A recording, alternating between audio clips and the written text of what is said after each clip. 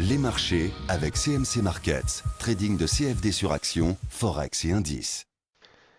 Salut, c'est Trado. Voilà, vidéo de mise à jour pour l'indice parisien et pour Genfit qui a franchi de nouveaux sommets. Alors tout d'abord, je voudrais m'excuser platement pour une erreur qui s'est glissée dans le dernier fascicule en page 5. Alors j'ai mis une petite image corrective sur le site pour que vous ne fassiez pas avoir, mais encore une fois, c'est une erreur qui est tellement grotesque à mon avis, vous aurez corrigé de vous-même. Revenons à notre histoire de CAC. Alors hier, dans l'analyse du CAC, je disais que c'était très ambigu, on y avait des pulsions haussières et également une grosse pression baissière, et j'avais dit là il peut être intéressant de descendre d'unité, et je vous avais montré un biseau d'élargissement horaire que voilà.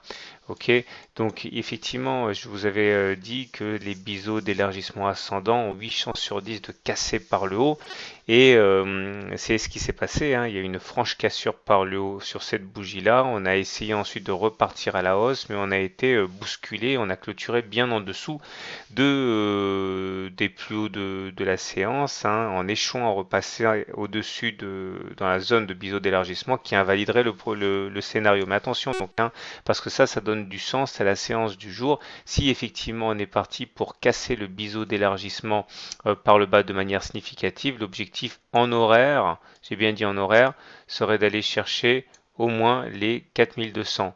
Ok, donc maintenant je reviens à mon graphique journalier qui nous intéresse plus particulièrement pour, euh, pour montrer que on a rebondi in extremis sur la zone de support en jaune là qui avait déjà été signifiée à plusieurs reprises. Fort heureusement, malheureusement, on a dessiné une couverture en nuage noir. Alors ça, il ne faut pas sous-estimer la couverture en nuage noir qui est quand même un signe qui est rarement positif. Donc il s'agit d'une figure généralement baissière dans 6 cas sur 10. Alors vous avez une première bougie qui est verte.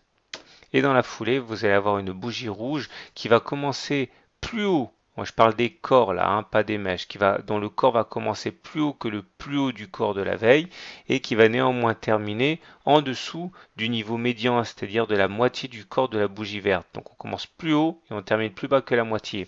Alors les statistiques disent que dans 6 cas sur 10, on va avoir dans la foulée une baisse. Donc méfiez-vous, ça plus le biseau d'élargissement ascendant qui a une connotation baissière, ça fait peut-être un petit peu beaucoup.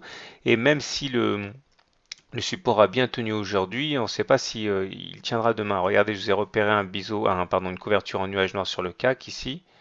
C'était en mai.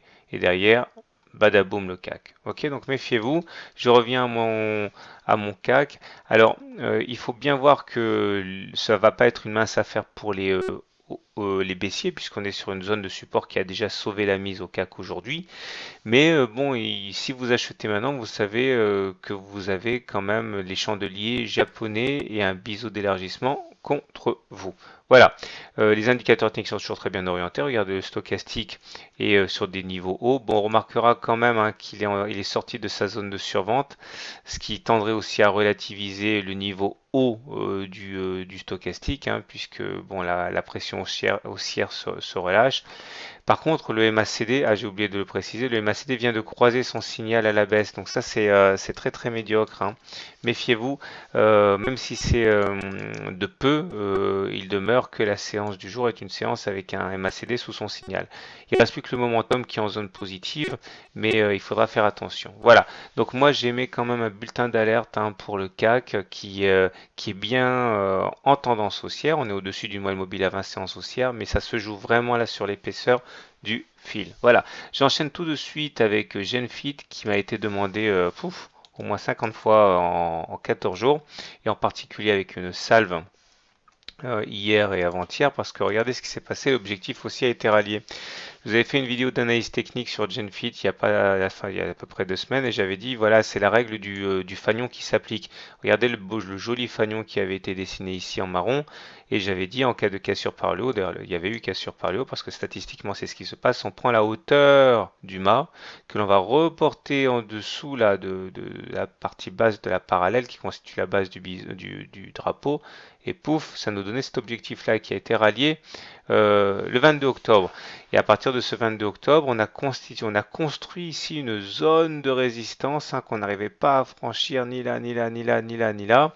Et aujourd'hui, dans un fracas bien, de gap, on a clôturé au-dessus de cette zone de résistance. Alors, du coup, ça donne un petit peu le vertige parce qu'il faut remonter en mensuel hein, pour voir, enfin pardon, en hebdomadaire pour voir la prochaine résistance. Et là, comme par hasard, on vient de buter dessus. Regardez, c'est la zone des 23 avril 2007 là, qui nous a donné une résistance qui est pile poil celle qui a bloqué les cours aujourd'hui. Donc vous voyez, il semble que ça a quand même fait peur à certains actionnaires et actionné certains traders qui ont allégé leur position sur les 14 euros correspondant au plus haut de 23, je répète, 23 avril 2007. Hein. Donc maintenant, je reviens à mon journalier pour bien comprendre ce que cela implique. Alors maintenant, on a plusieurs solutions. Là, je vais déjà virer mon drapeau parce qu'il a fait son office pour mettre un petit peu de, voilà, un peu plus de clarté. Donc maintenant, le challenge est le suivant. On a rebondi sur la séance de... Regardez, on a fait donc sur cette jambe de hausse, on est passé de 8,68 à 13 et quelques. Et si on utilise les retracements de Fibonacci, on voit qu'on a consolidé d'abord sur les 23,6%, puis une fois qu'on les a eu cassés, on est venu prendre appui sur les 38,2% de manière très très classique. Alors, certains appliquent dans ce cas la règle du balancier et disent que on a tendance à parcourir en dessous d'une résistance le même chemin qui va être parcouru au-dessus une fois qu'il a été cassé. Ce qui nous donne pour objectif d'aller chercher les 15 euros. Ok, c'est la règle du balancier, c'est-à-dire qu'on voyage au-dessus d'une résistance, la même distance qu'on a parcouru en dessous. Voilà, comme ça. Maintenant, pour compliquer la chose, regardez, on vient de dessiner un gap aujourd'hui. Là, regardez, il n'y a pas de cotation entre les plus hauts de la séance du 25 octobre et les plus bas de la séance du 28 octobre. C'est un gap. La question est de savoir si c'est un gap de continuation ou d'essoufflement. Si c'est un gap de continuation, je suis désolé, c'est un peu compliqué sur GenFit là, mais bon, pour ça, elle a tendance à bien réagir à l'analyse technique. Hein. Donc si c'est un gap de continuation, la règle est de parcourir en dessous du gap le chemin qui a été parcouru, enfin parcourir au-dessus du gap le chemin qui a été parcouru en dessous du gap. Alors vous regardez, voici le chemin qui a été parcouru en dessous du gap sur la dernière jambe, ça donne ça. Il faudrait reporter ça au-dessus du gap. Ça nous donne à peu près ce niveau-là, donc beaucoup moins ambitieux.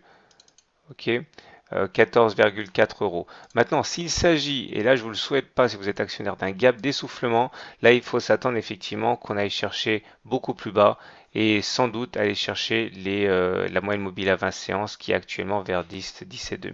Voilà, donc pour faire simple, la tendance est extrêmement haussière sur GenFit, mais la séance du jour a montré quand même une certaine faiblesse puisqu'on a relâché la pression tout au long de la séance et il faudrait véritablement rebondir sur cette zone de support demain. Autrement, j'envisage d'aller chercher la moyenne mobile à 20 séances. Voilà, je vous souhaite une bonne soirée, de bons trades et à très bientôt pour la mise à jour.